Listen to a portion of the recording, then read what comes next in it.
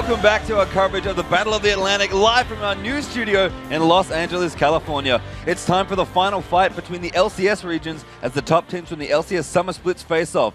North America's Cloud9 versus Europe's Fnatic. And this is going to be a dramatic matchup because whoever wins here decides the entire Battle of the Atlantic. Europe should also be feeling pretty good about their chances, considering that the last time these two teams met, which was at the semifinals of Worlds, Fnatic walked away with a convincing victory.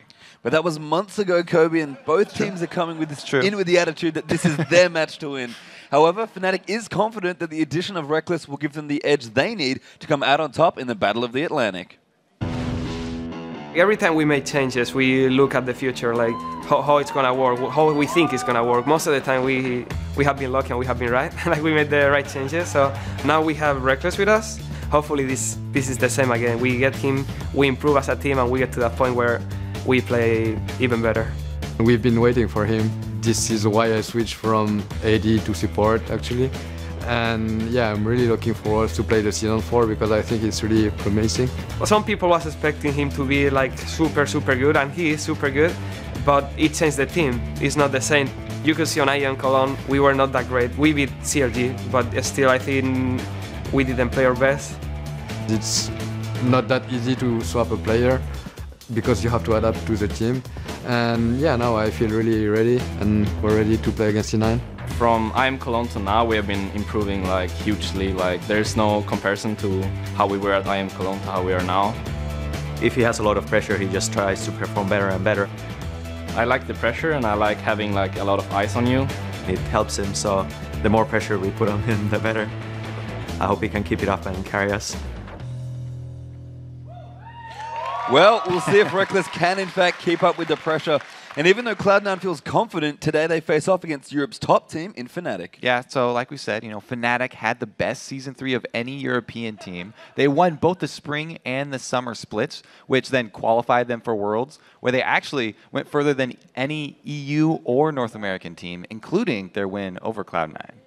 And while Fnatic put up some impressive numbers during Season 3, their opponents today put up the best numbers in LCS history during the summer split. Yeah, Cloud9 had the best record of any team during an LCS split in the regular season. They went 25-3, so they're by far the best team in North America, and that was in large part due to their Korean sort of style picks, but they really played them their own way, and that was partly due to their jungler Meteos.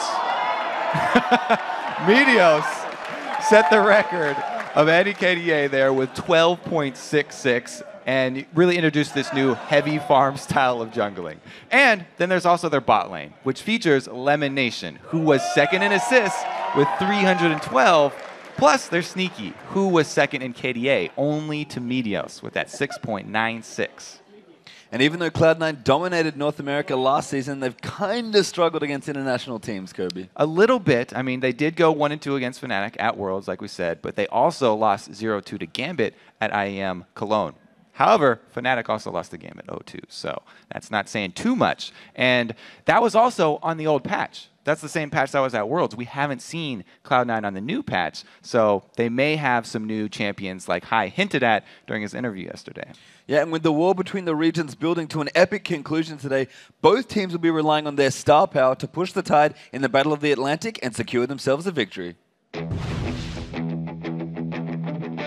So our game is going to be the one that decides if Europe or America wins. There's a lot of pressure on this whole match because it's up to us to represent NA. We basically determine who wins this entire war, I'd say. I think C9's strength lies in their team play mostly, but if I would have to single out one best player, it would probably be Meteos. I think the best player in C9 is Meteos, probably. He takes a lot of farm, which makes him really strong in the game, and it's really hard to kill him. The only one that stands out, I think, as a star would be Xpeke, just because of what he's done over the past years. The backdoor, Kassadin, and stuff like that. Like, he makes really crazy plays. I don't think they have a clear-cut best player. They have been playing as a team for a super long time, and they play super well together.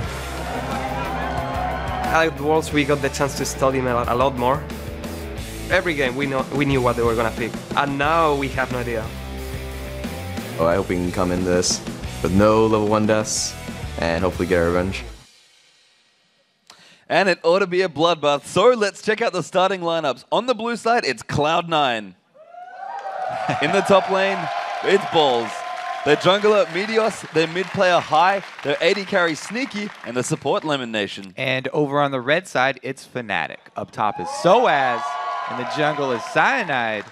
Peke is mid. Reckless is the new AD carry, and Yellow Star is going to be supporting him.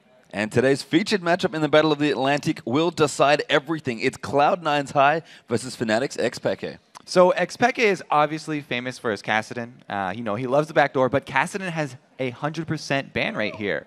So we'll probably see him pull out some other interesting things from under the table there. Let's watch out also for his mid lane teleport, because he likes to roam around and split push in the end game. He doesn't really need Ignite in his lane often to win it. He doesn't have to take that combat summoner. Meanwhile, High pretty much always tends to take Ignite. He loves playing assassins, and he likes to get the kills in his lane. But as we also saw recently in the interview, he's thinking that this time around it's going to be a bit harder for either of them to kill each other. And there's a lot on the line for both these teams. We're going to be moving into Champ Select fairly shortly here, Kobe, but what an amazing way to end the Battle of the Atlantic here. Two Titan teams, one from NA, one from EU, going to go head-to-head here. Everybody's excited to see this matchup. We're waiting to see what these new secrets from Cloud9 are going to be. We haven't seen them perform on this patch yet. And it's really interesting that these two teams are going to be the ones deciding Battle of Atlantic, because they actually have shared a lot of similar strategies. Like Cloud9 were the original ones to come up with that Ashe Zyra bottom lane that really dominated the end of the Season 3. And then Fnatic sort of took that strategy and then elevated it to another level, incorporating it with Peke's split pushing and their 4-man defense. It was very well played. All right, so we are going to get into it now. Cloud9 on the left to kick things off in this best of 3. Fnatic on the right there. Orianna instantly banned there from Cloud9. And Mundo as well. We've seen quite a bit of him this weekend. Yeah, you know, he's 100% pick ban. I expect also Shyvana probably to either be picked or banned in this matchup. Kassadin has not made an appearance yet, though, so they might actually leave that one up. Ziggs has, you know, been one of the mid laners that's created a lot of controversy so far here. I mean, he's been doing very well, and Fnatic are kind of mulling over this last ban here. Sivir and Ziggs hit the ban there for Cloud9. Riven as well from Fnatic is kind of interesting. And this is interesting. You know, they're like kind of daring them. Are you going to leave Kassadin up here? Because High does play Kassadin as well. But as everybody knows, it has a slow early game. And Cloud9 usually like to have a very quick early game. Well, he's not going to get banned, and instantly picked for Cloud9. All right. At least the last ban there for Fnatic. So that was obviously the bait that I was talking about. They were daring them to let C9 have Kassadin because they instantly locked it in. That was like 1 second for locking that in. They were expecting Fnatic actually to let that one through, and they didn't want to give it back to them. And it's funny because we've talked a lot about bottom lanes already moving into this match and how Reckless is such a key part of this squad. I was going to say, oh, no, that doesn't surprise me, with Lucian here and Renekton coming in as well. So Renekton, bully top laner. This already shows that right off the bat, Fnatic are going for very strong lanes. If all of your lanes are lane bullies, then it makes it very easy for your jungler to make plays as well, because he can go for invades, he can make the calls to go for these objectives, because all of his lanes are going to be pushing up here. Renekton, Rain Bullies, same thing with Lucian. We've got Leona and Shyvana, the picks there for Cloud9, and I don't recall seeing Meteos on Shyvana, but we may have played it. Oh yeah. It could go to the top lane, but in terms of farming junglers, Shyvana seems like a Meteos sort of champion. I have had the privilege of seeing Meteos on Shyvana in solo queue. It fits his playstyle. He loves farming. It's a very hard farm champion, but it's also amazing in the top lane. And everybody's been wondering what will Balls play post-Rumble, because we're not expecting him to pull it out in this game. And that could very well be Balls as well. So still a little bit of variance could come out here from the switches. Yeah, and Thresh in here as well is going to be the pickup for Fnatic, and completing that dual lane, something I like, especially because they're both ranged, because we may have a lane swap coming out here as well to try and punish this Kassadin. Yeah, one thing you want on your supports nowadays is definitely a stun. There's very few supports that people are choosing that don't have stuns, like maybe Karma because she has the giant speed up, but Thresh and Leona have been extremely popular here. Thresh does have the ability to counter Leona's engage with his Flay, but as we've seen Crepo, he's able to get around it with a flash into the stun and the long range on his ultimate. It's not a very hard counter. It's just more of a soft counter. Yeah, and that's an instant pickup there as well to move things out. Draven and Vi are going to complete the Cloud9 lineup. They are picking quickly here, Kobe. They've done some homework. So Cloud9 talked about in the interview, yes, we've expanded our champion pool. We're going to show you guys some new stuff. This right here is new for Cloud9.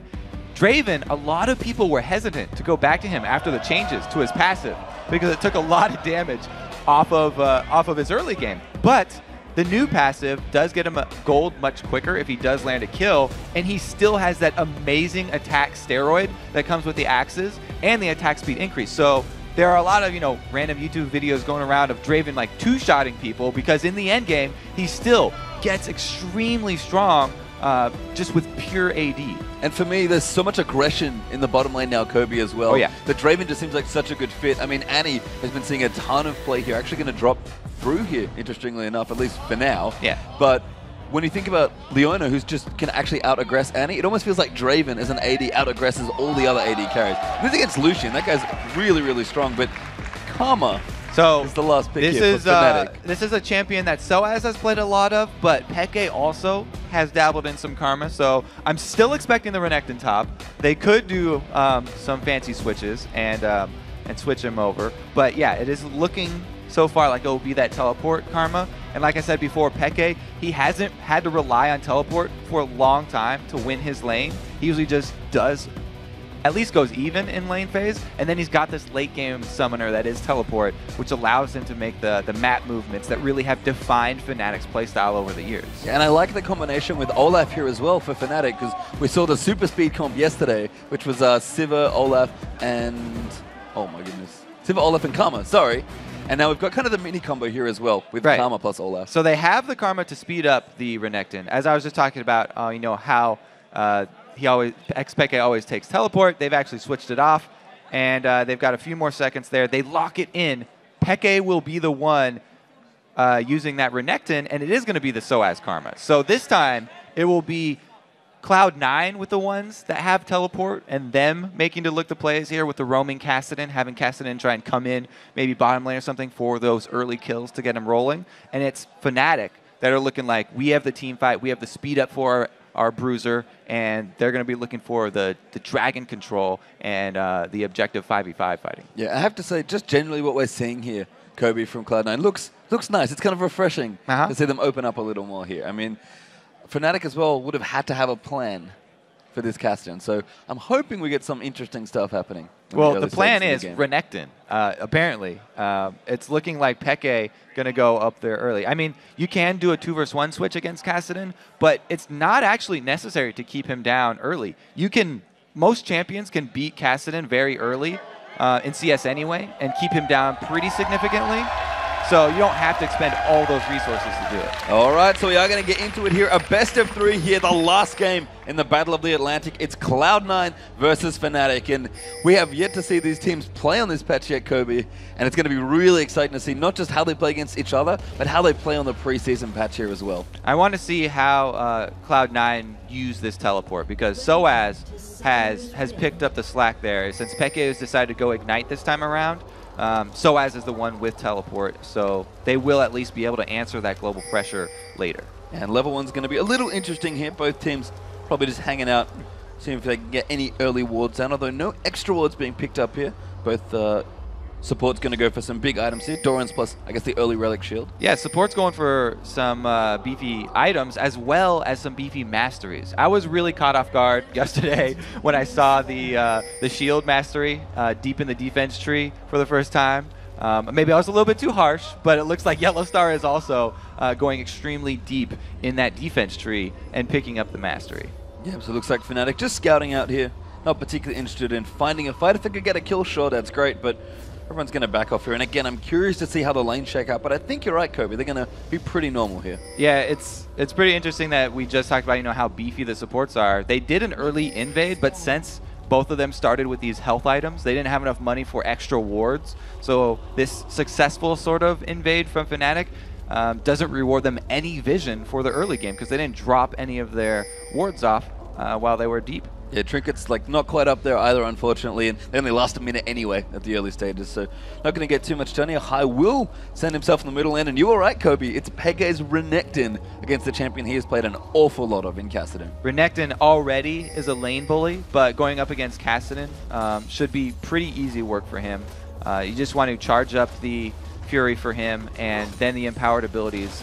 Just the threat of being able to use that is usually enough to scare people out of the lane. Now, Balls was expecting the duo bottom. You can see by him starting over by those wraiths and then leaving them, he had to go check the red, and it looks like they got caught up maybe a little bit off guard by the switch from Fnatic. It's sort of that Australian meta you were talking about yesterday. Like the standard meta, but upside down for anyone who missed it. But Balls and Soa is going to go 1v1 down towards the bottom, and we're going to have 4 people up towards the top. And this is a lot of what we expect today, Kobe, or just in general with the dual lanes. Lots of aggressive 2v2s and all-inning happening. Yeah, the top lane now that does have the duo is going to be really exciting because both Thresh and Leona have the potential to start off a fight whenever they want it. So as soon as one of the junglers makes their way up there, a gank is probably unavoidable. You can see High there taking a big chunk of damage there. I mean, Kassadin's kind of just got to sit here and take it. They're both melee champions here. I mean, Kassadin has the benefit of a little bit of range on some of his abilities, but every time he walks towards a creep wave, he's pretty much going to take a massive chunk. Now, the thing is, since this is a very short mid lane here, if, you know, Peke is constantly going aggressive, and like you pointed out, he is melee. Okay, so they're not going in on that one. He is melee, so he's going to have to get far extended in that lane. Meteos can come and gank that mid lane pretty early here and turn it around for High. If Kassadin does get one of those early kills, then it's really hard to get him back under control. And I actually wanted to ask you about the jungle matchup sort of early on here, Kobe. We've seen a lot of kind of different style of junglers, some more aggressive ones with Lee Sin and Elise, but all that's been really popular, and especially with Meteos' style, feels like we're going to have a little bit more farming here for both these junglers, and not necessarily as many ganks. Now, I do like Vi's pre-6 gank one time, because a flash vault breaker is a very potent way to start out a gank. It's really, really hard for anyone in lane to avoid that, and they'll at least have to burn their flash. And if you end up landing it, then it's a huge chunk of damage that you get down with your gank first anyway. So Vi can at least have one really successful early gank before she hits level 6, and then obviously everyone always talks about the power of her ultimate. Yeah, I mean, you mentioned Elise in the mid lane yesterday. Vi's mid lane ganks are pretty spectacular, especially once she hits 6. So I think we're going to look for Peke to probably get ahead early here in this lane, and then if High can get level 6 on Kassadin and start roaming, good things start to happen. I think both teams are probably going to be focusing on the mid lane because it is so important in this matchup, especially these two players and champions that are going to be in the mid lane. Whichever one of them can get that early start will be able to roam and free up the rest of their team. So let's go. Oh, we're getting back into the game now. Apologies for the short delay coming out here. What do you think of the duo lanes here as well? We talked about lots of aggression, lots of all-inning happening. Do you think either one has a particular advantage? So I would have said in the past, you know, Draven can stand up to Lucian, but since the change of the passive, he did lose a lot of that early damage, and so he's going to have to farm up for the beginning. And since Thresh is so good at interrupting Leona's early engages pre-6, you know, he can just flare back out of it. I feel like it's going to be a skill matchup with the supports. It's mostly on the supports here, and the ADs are just there to follow up on the plays that the supports make. Yeah, and they've got two very aggressive supports. The interplay actually onto Reckless. He's going to have to try and get up. Meteos coming up here as well. Good flash out there as well. And that is going to protect Fnatic. Lemon Nation forced to flash out there as Yellow Star. Very on point with the death sentence. That's the danger as a jungler going for ganks on lanes that are already behind. Because Sneaky was so low before that gank was initiated, he could not commit to more damage. The wave was already shoved up to the turret, so even that 1 or 2 auto attacks that he got off on Reckless were answered by minion damage, and he could not fully commit. Even though they had the extra person there, they ended up having to back off. So Balls down towards the bottom and just farming things up here. Actually down in CS to Karma, believe it or not. But, you know, Karma's actually pretty good at pushing in lanes, as we found out. Amazing early in the lane. She's a great lane bully. Jat's always pointing out how the support Karma can win your lane, you know, level 1 with a mantra Q, just shoving it right into people's faces. Soaz right there doing a good job. He did not hesitate to brawl early with the Shyvana, not allowing Balls to build up a creep wave. That's really how Shyvana gets most of her early power there, is getting the wave down very quickly with her area of effect, and then fighting inside the minion wave. Meteos thinking about it here in top lane as Lemonation. Just going to take a couple of love taps there from Reckless, and you can see the aggression here towards the top. Lucian really trying to get in here, and actually Reckless opening up a nice CS lead up against Draven up there. And that's really why Cloud9 were looking for that 2v1 switch, and why, you know, they were probably caught off guard by Fnatic picking it out. But Fnatic definitely knew they wanted this matchup, and they're doing a good job up there. Reckless showing up pretty well in this Battle of the Atlantic. Yeah, Peke now up against High. Both of them hit level 6 here in the mid lane now as well, so could see even more fireworks. Kassadin probably going to start to be a little happier here in this lane because he's down about 20 CS so far. Yeah, so I talked about it as soon as Fnatic started picking their champions, but you know, they picked all these lane bully champions. They're expecting to get a CS lead early in the game, but I didn't expect it to be this big of a CS lead.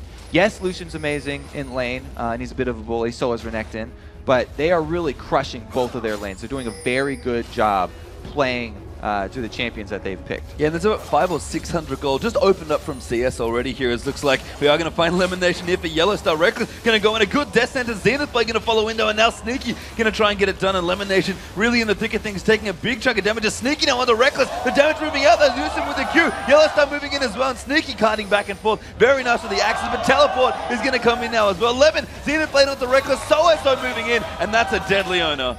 Oh, but no, High's over the side. He's going to get Reckless. A beautiful roam coming in there. Now Yellowstar also trying to go. And Meteos also up and knocking him up. And Yellowstar very low. Maybe he can get out. High's coming in. The double kill comes in for Kassadin. And so has forced her on her way towards his tower.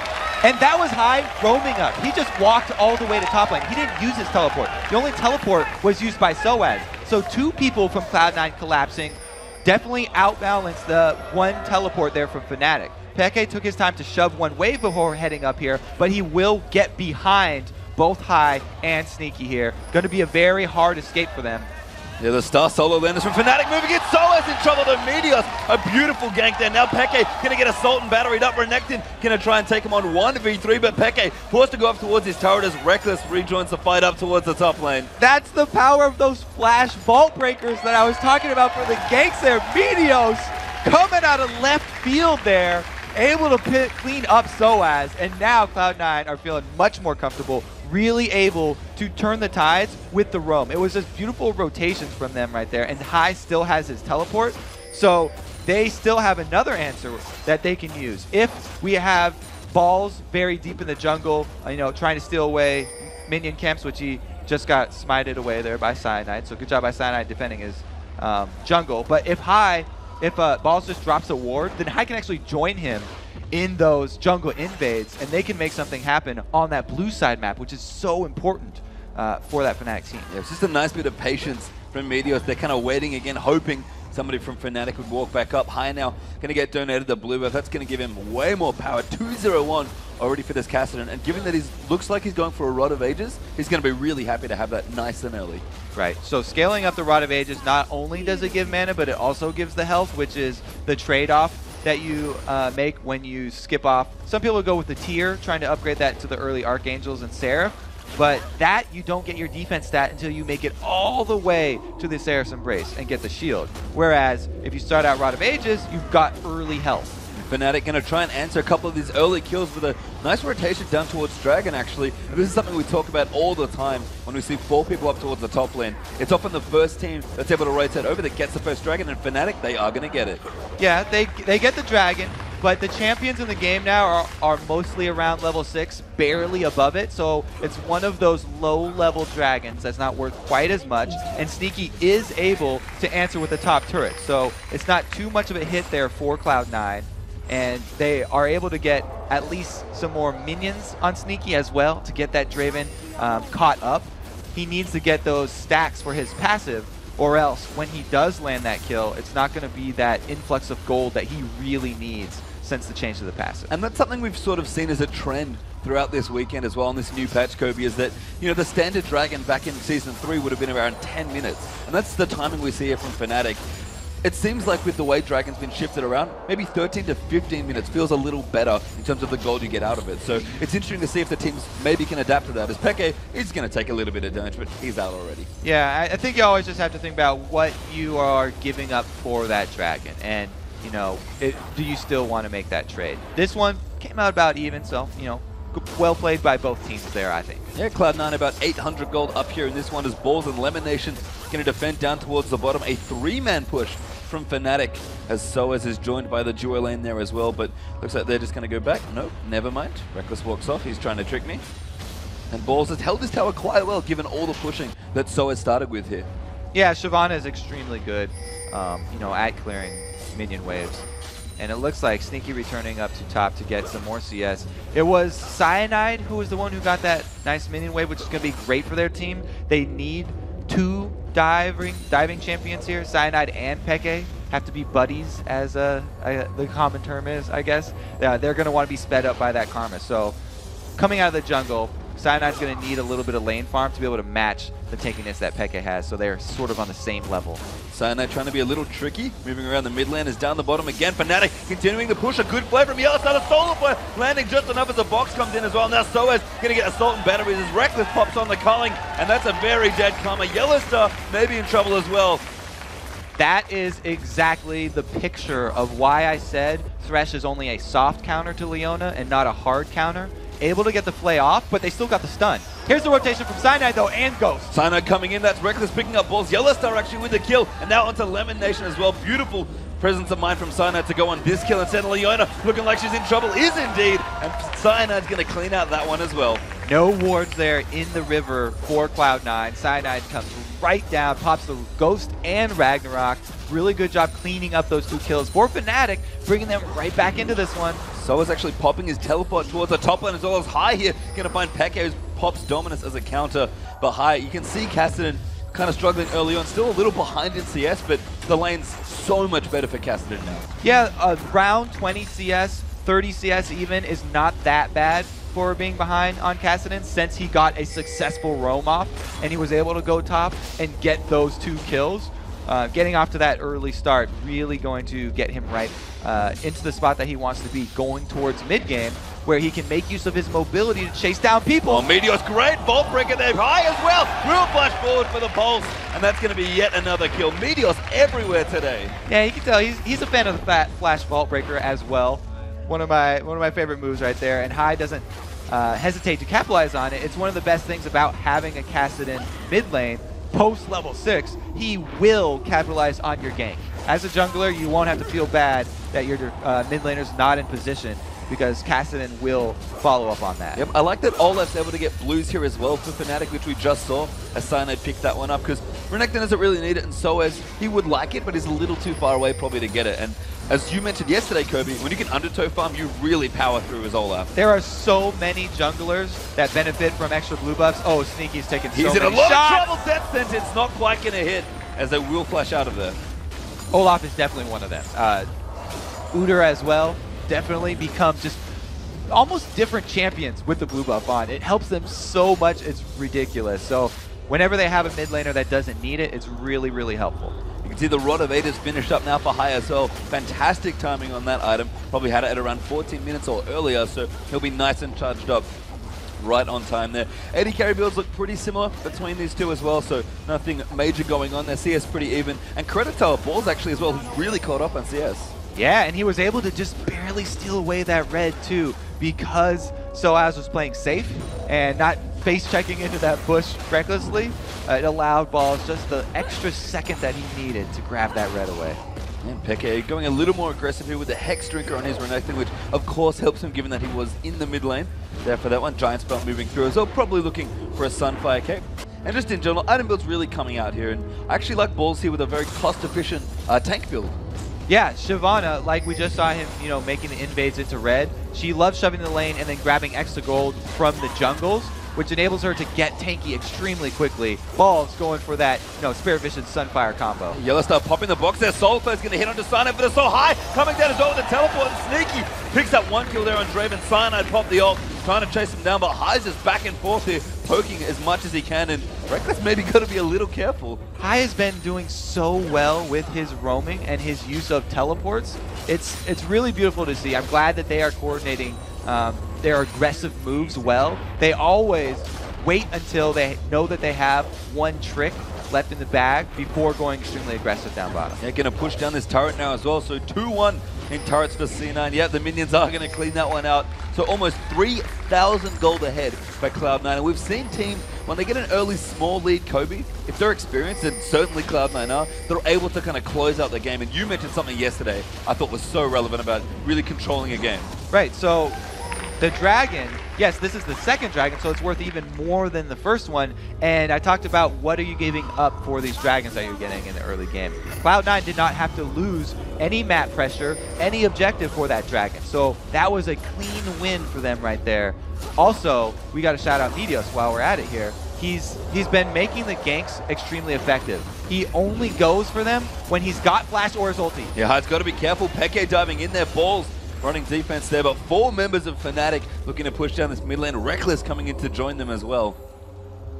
All right, so back to Medios. He's been making very effective ganks, but he's also, I like the build here, it's half damage, half tanky. He hasn't gone full Elder Lizard plus Black Cleaver like solo queue he definitely favors. He does have the Elder Golem right there, Spirit of the Elder Golem instead of the Elder Lizard. So he's got some extra health and he has the tenacity to stick in the fight. And no real surprise, Medios level 11, tying up with most of the solo laners here in this game. So clearly still happy here in the new preseason jungle, still able to farm up. But you're right, his presence around this map has been absolutely awesome so far early on in this one. So going a little bit deeper on those items that I just talked about, part of the reason why those are both amazing on Vi is because they both have cooldown reduction. Aside from the other combat stats that she likes, cooldown reduction is just amazing on Vi because not only does she want to proc her denting blows passive from auto attacks, but also her abilities apply it, and getting the cooldown on those increases her damage multiplicatively. Yep, so it's as well. Kind of curious to see what he wants to build, but looks like straight AP for him. Going to be going for Rabadon. I think you've mentioned it about a million times this weekend, but you want pure damage, you just go Void Stuff, you go Rabadon. And I think that's where Karma's going, but Fnatic coming in once again here onto the mid lane. Descendants will land on the Sneaky. That could be the follow-up there. Damage moving in his Meteor. Ducks on the Pekka. Great Solar Flow follow-up as well. And now Ball's in the mix with Shabana. Now he's going to flash forward there. High also coming around to play cleanup here. Silencer's Reckless actually with a Null Spear, slowing out Cyanide and Yellow Star. He's kind of caught off in the wrong place here. Ball's going to be able to chase him off. Flay coming through as well. Speed up from Soaz maybe enough. They're still chasing! Yeah, High's still coming. Caston almost never ever has to run away. But Yellowstar makes it around the turret. High though picks up the kill. All right, Caston finally able to chase him down there.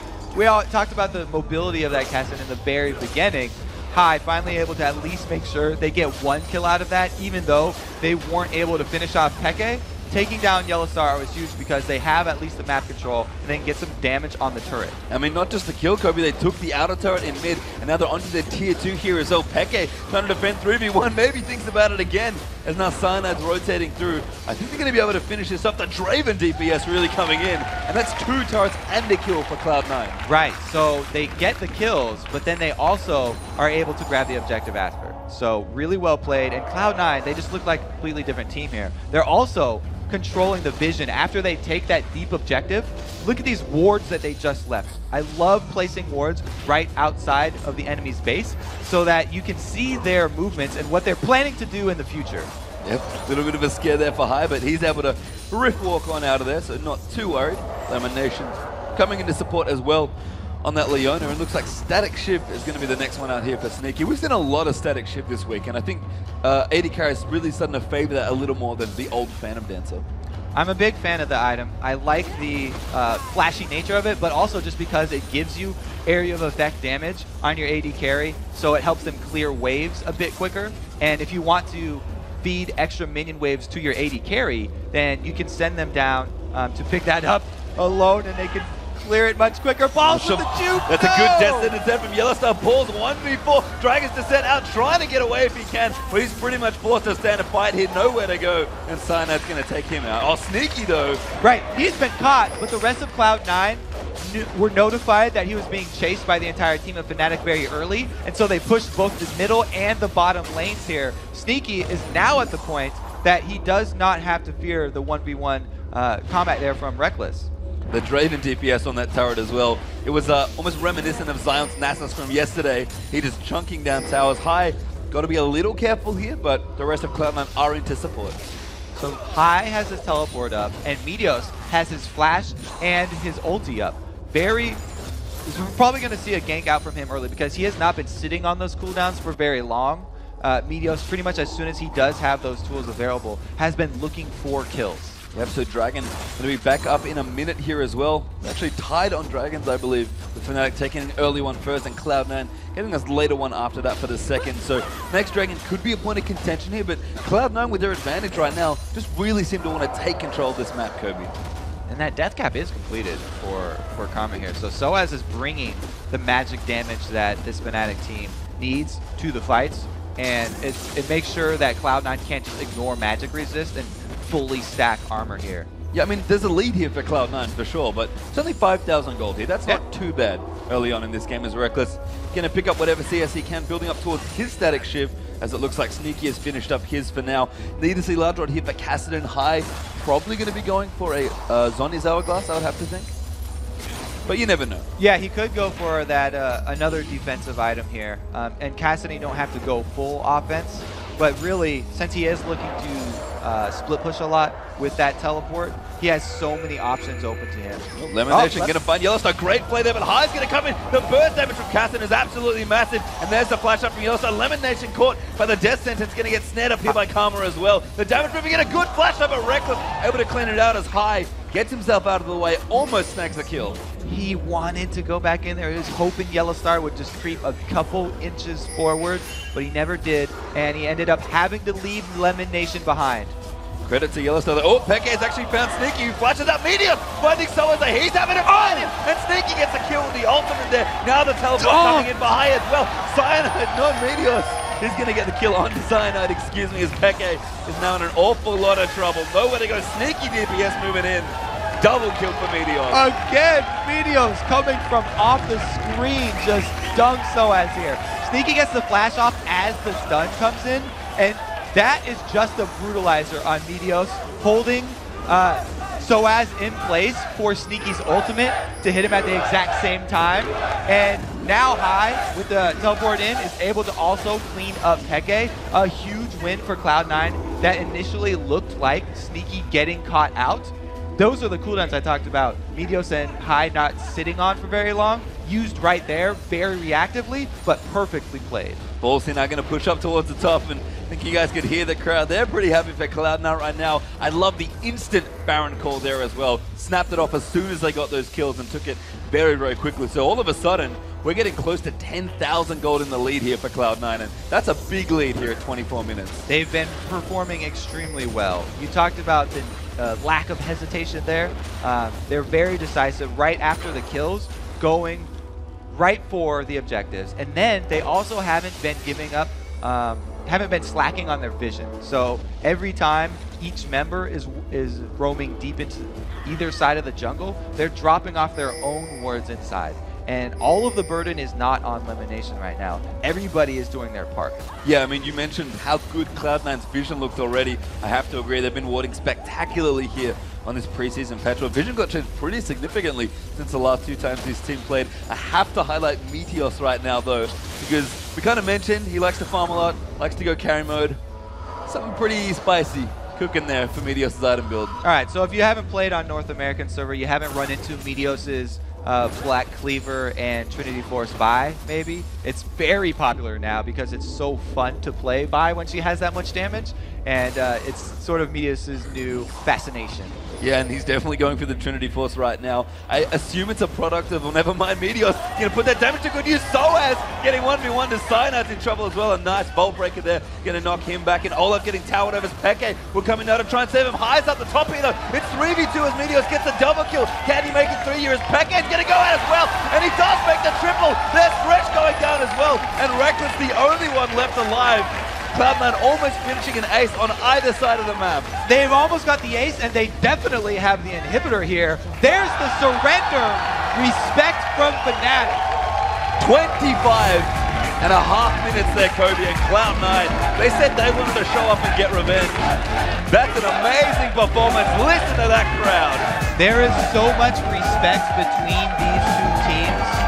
Right there, Cloud9 performed so well for the entire early game and into the mid game that Fnatic have to respect that, give up the GG right there, and focus on the next game. They're going to have to think twice about giving Kassadin back over to Cloud9 now. It's not just Fnatic and Peke that can make use. I think you brought up a great point there with the Kassadin. Fnatic are kind of like, we got a game. It's a best of 3. If we have to lose this game, we can.